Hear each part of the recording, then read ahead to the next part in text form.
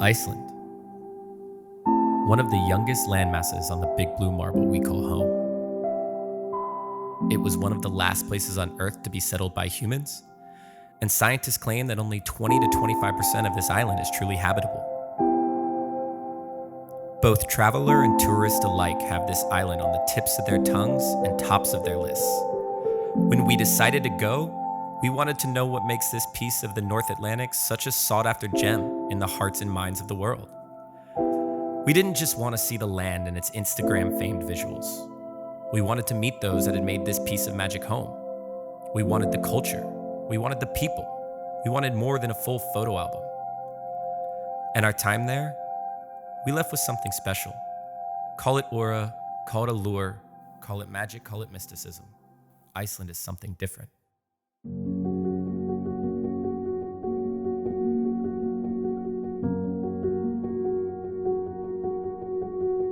With over 60% of the population living in the same place, and the only real access point to this world of wonders, we began our exploration with Reykjavik.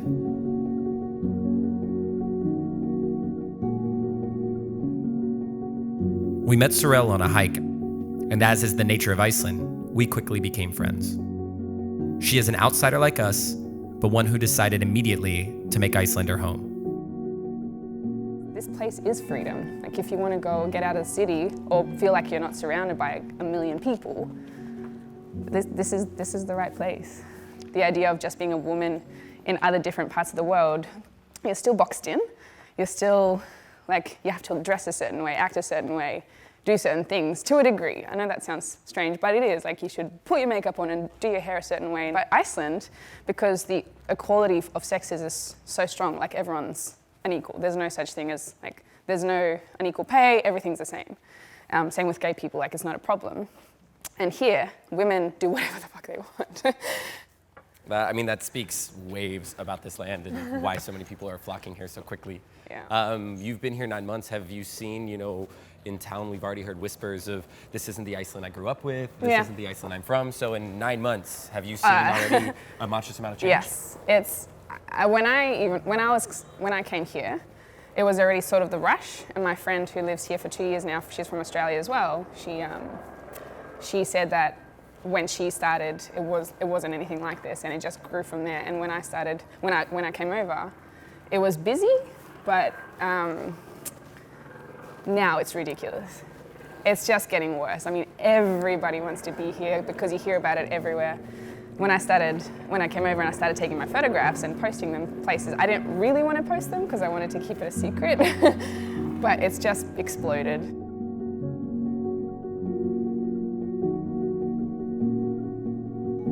Once you leave Reykjavik, you journey into the true heartbeat of Iceland.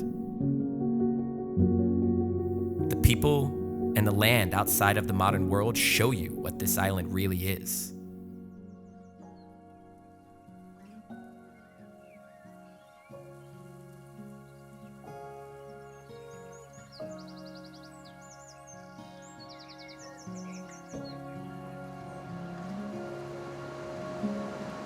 Yeah, my name is Þorgrímur Einar Guðbjörnsson, and I am living in West Iceland.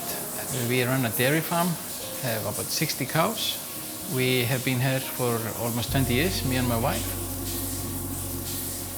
My mother was raised up on a farm, so my grandparents were farmers, and I have always been very much fond of that farmer's life, and just spending time in the nature. Sometimes when I go to the bank, for example, and I look at this old lady who's been serving me for 40 years, paying the bills for me, and giving me the money when I withdraw them and things like that. And she turned 67 and she is asked to leave the company because she is too old to work anymore. And when I look at these people, and I see, why waste your life behind the desk? I know someone needs to do it, but I couldn't have done that, I need the movement, I need the space, I need the surroundings there, I need the wind to blow in my hair,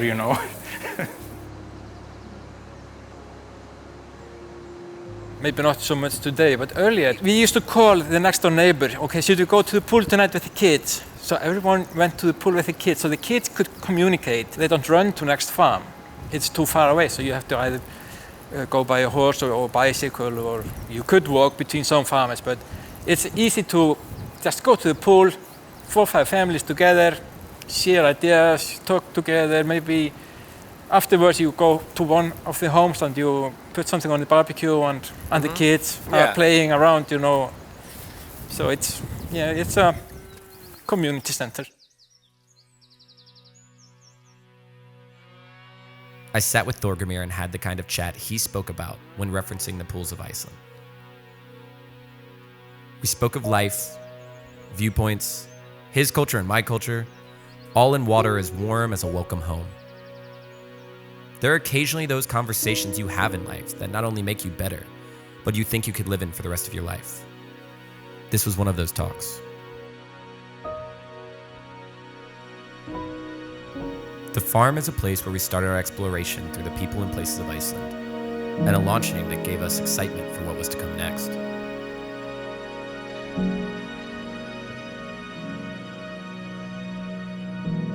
We drove away with difficulty, but were ushered out by the encouragement of the farm and the family themselves. They knew how much more we needed to see. As we moved further north, we realized just how right they were. The fjords are an ever-winding and climbing succession of smiles and overflows of emotion. It makes the Grand Canyon blush with its pockets of overgrown wildflower and rolling moss, pools of snow hanging on to share in the summer, and peppering the hillsides of great heights and small rolling dunes.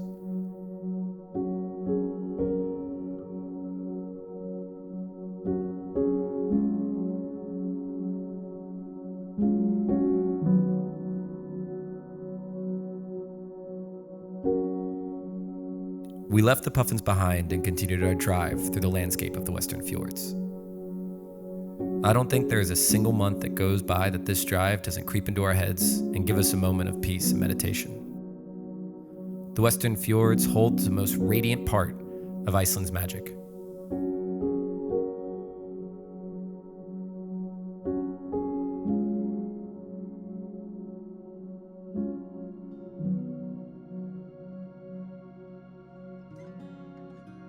And while we thought that there was nothing that could beat what we were seeing, it was at a place called the End of the World that we met people who radiate as much magic as the land itself. David and his family left the city life behind in pursuit of true happiness and connection with his country. He left his career with his wife and child to live more in tune with nature. They now manage one of the oldest geothermal pools in Iceland that resides in an extremely remote part of the western fjords. In winter, it is nearly completely inaccessible due to snowfall.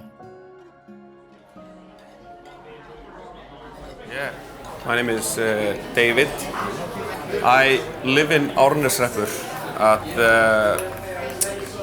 in the west fjords of Iceland. I've been living here for 2 years. Before that, I used to work in the city in advertising. I've been doing that for 15 years. And my wife, she used to work in a bank. We realized that we were not in touch with nature and our core and where we're from. That was kind of obvious. Cities was just the country life. Obviously, it's not easy to come to as an outsider to so close community, because it's just like the human nature. Everybody is like protecting the community. We spent our first summer here just getting to know the people through our job at the swimming pool.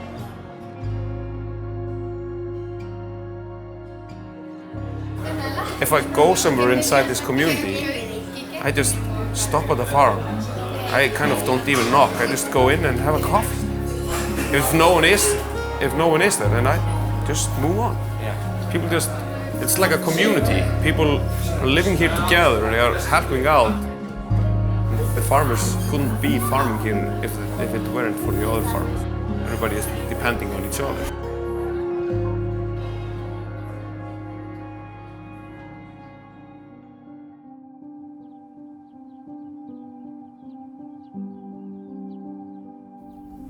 When you drive through Iceland, you will continuously see the Icelandic horse folded into the landscape.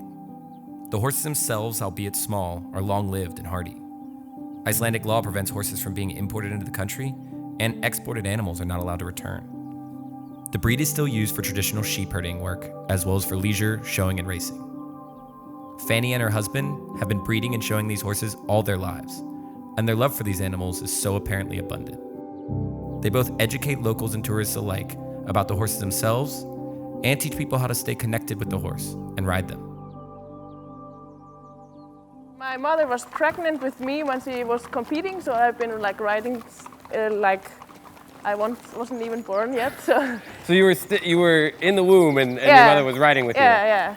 So literally raised on a horse? Yeah, you can say That's that. amazing. Yeah. We use the horses for breeding and we are selling them. Okay. And then we use them for like herding, and it's also just like we go horse trips and we compete on the horses, so it's our life kind of evolves around horses. They are known for a very good temperament, so we can like let beginners and people that are not used to riding enjoy the horse, enjoy the nature here. Over 1,000 years ago, the Vikings brought the horse to Iceland, and then he was just used as a working horse. Around 1900, it changed, and that's just because then we got the cars and the machines. So then the horse's role changed, and then around 1950, the breeding started. So the role changed from being just a working horse to being a family horse, and then later competition and breeding. Do you want to go faster? Sure. Yeah.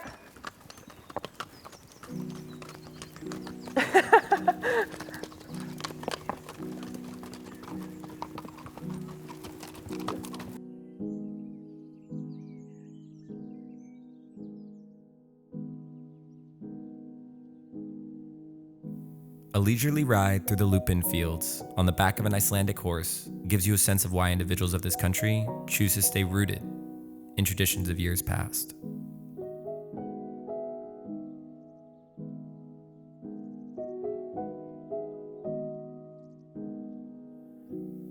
They were not far from our minds and still warm in our hearts as our travels continued onward. The sites are some of the most well-known in Iceland, but that's for good reason.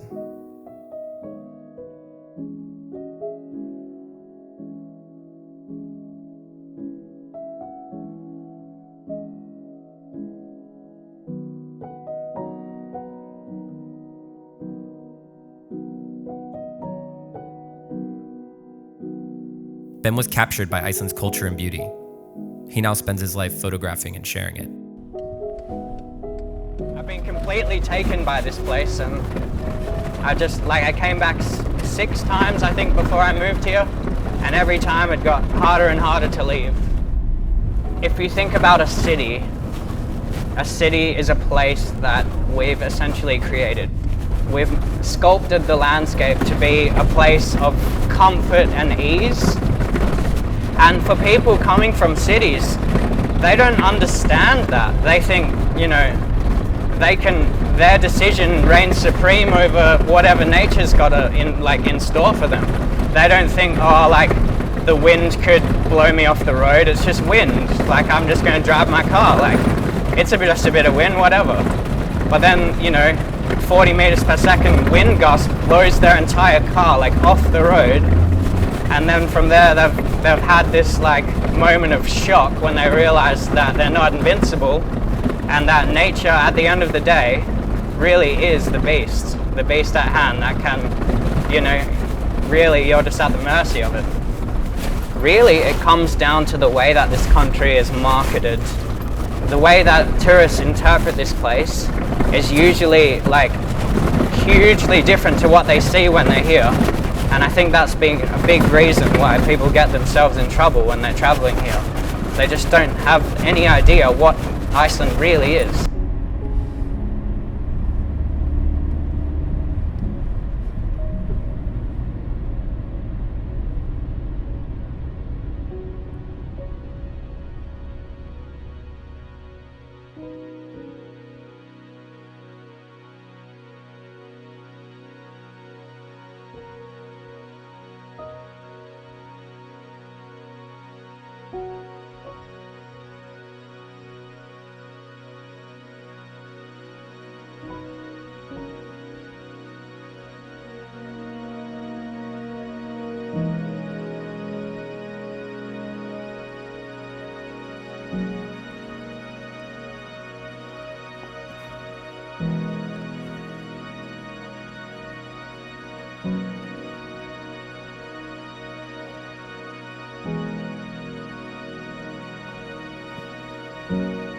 But that's what I live for, like those like patches of light coming through. Oh, powering through It's right just there? so unique. Like it just blows my mind to bits every time.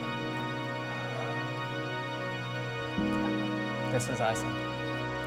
Like I always try and imagine this as molten lava, and that's when I lose my mind. Like All the black, just right? all Which of is- this stuff was just steaming hot lava. This is beyond epic. There's something about like going to the edge of things like this as well. It's like an overwhelming sense, like what I was talking about before, of just being at the mercy of nature.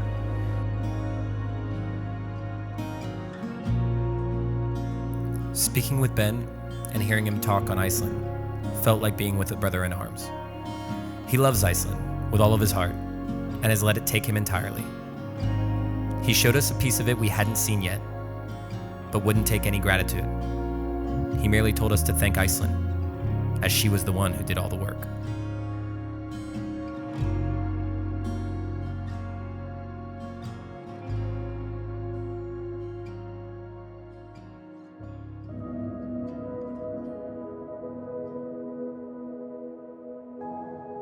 As seemed to be the theme of our time in this country, our final stop was given to us by a connection we made along the road. We were invited to spend the night on Trostolme, a vision by a man named Håkon and his desires for the future of Icelandic tourism. Håkon welcomed us to his island, his refuge, in order to show us his dream. Intended to be a refuge and place of serenity for artists and those alike, this was a sneak peek at the sustainable island Håkon was creating.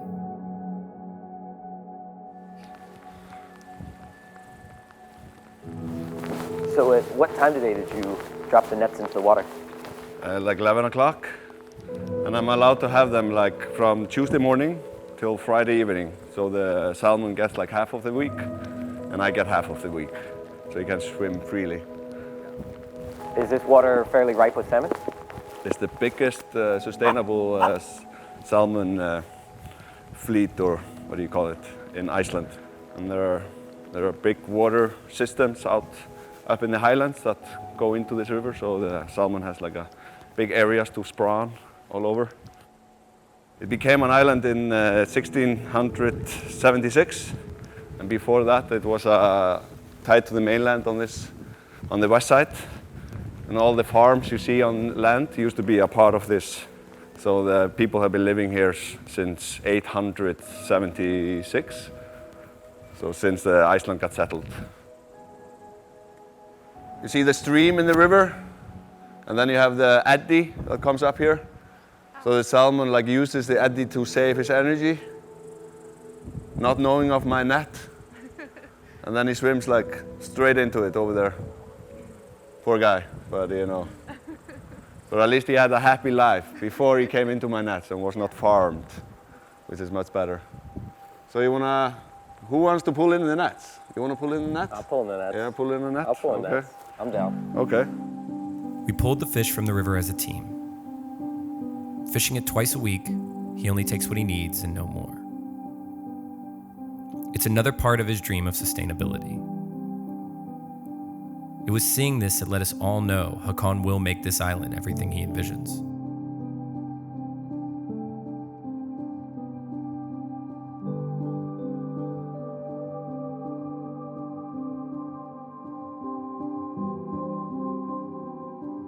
What started as strangers on an island in the glacial river quickly became a feast amongst friends, as Håkon filleted the salmon fresh in front of us and invited us all to share.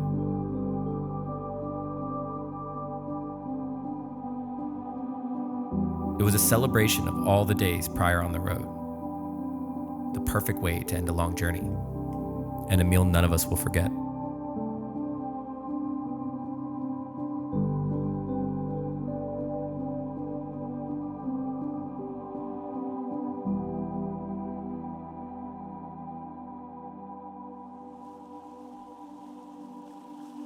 So, what made you, I mean, what were you doing before this? Like, what was your life before you started, you know, this beautiful Trusty Hill Island?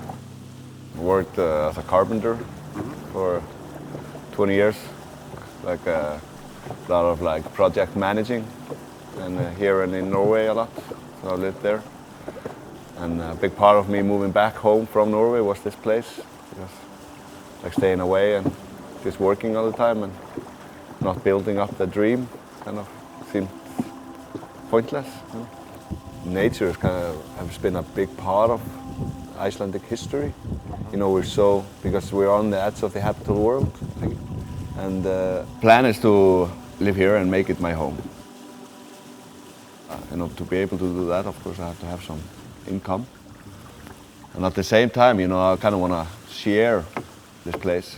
It's a beautiful experience for people that come here and just enjoy the island and the fishing and the food.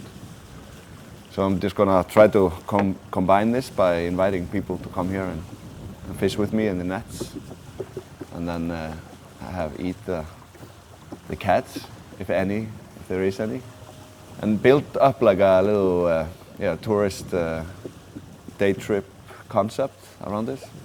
And then later I would like to make like a little guest houses that are drawn into the landscape, and that make them fit really nicely to the island, because you know, it is like a personal project, you know, and I don't want to like just plant down the houses, you know, that I don't like. I need to do everything like kind of slowly and in a manner I would like to do it, just to keep myself happy.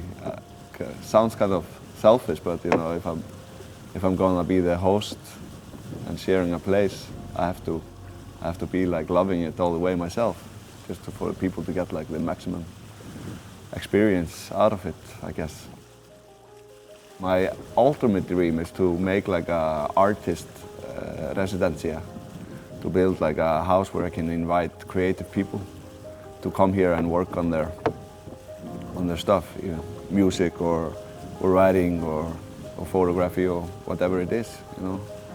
And just because you get, even though you're close to Reykjavik, an hour from Reykjavik, then when you're here, you feel far away because you're surrounded by water. The river has this effect on people that you're far away from everything. So I think you get a really good peace of mind, and it's good for creativity. Yeah, just what you had last night with us and what we were able to share in with you was absolutely magical. And honestly, I can't thank you enough for letting us just have a small piece of it. And my pleasure. And then all we can do is share it with people, because the experience is something you never forget. This is so good for me, you know, because when I get people and, you know, come here, because I'm here all the time, you know. So sometimes, even though I live in this beautiful place, sometimes I forget. So it's a really good reminder for me to get people to tell me, hey, it's amazing. I was like, yeah, it is. Yeah, that's true. So it's amazing. I just wanted to say that. Thank you so much. And then I just, again, want to let you know that you have something truly special here. So thank you. It's been fantastic. Thank you, man.